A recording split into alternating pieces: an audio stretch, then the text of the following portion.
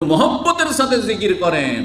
আর সুর করে ধরিয়ে দিল কি লা ইলাহা ইল্লাল্লাহ মুহাম্মাদুর রাসূলুল্লাহ। আরে জিকির আল্লাহ না রসুলের? উযকুরুল্লাহ যিকরান কাসীরা। কোরআনটাও তো পড়ছেন, একটু যদি চোখ খুলেও পড়তেন, কোথাও রসুলের জিকিরের কথা আছে?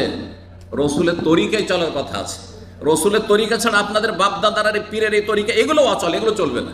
একমাত্র নবীর তরিকা আসতে হবে, বোঝা গেছে? কিন্তু জিকির কার? আল্লাহ ফাযকুরুনি, সূরা বাকারা আল্লাহ বলছে আমাকে স্মরণ করো, একমাত্র আমাকে স্মরণ করো, আমার জিকির করো। আযকুরকুম, তাহলে আমিও তোমাদেরকে স্মরণ করব, তোমাদেরকে স্মরণ, ওয়াদা আল্লাহর পক্ষ থেকে। আপনি আমি তুচ্ছ মানুষ, আল্লাহকে স্মরণ করব, আল্লাহর জিকির করব, লা ইলাহা ইল্লাল্লাহ সুবহানাল্লাহ।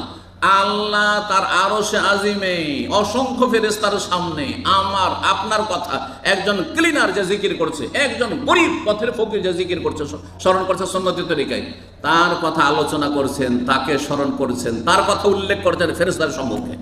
সুবহানাল্লাহ, চিন্তা করুন।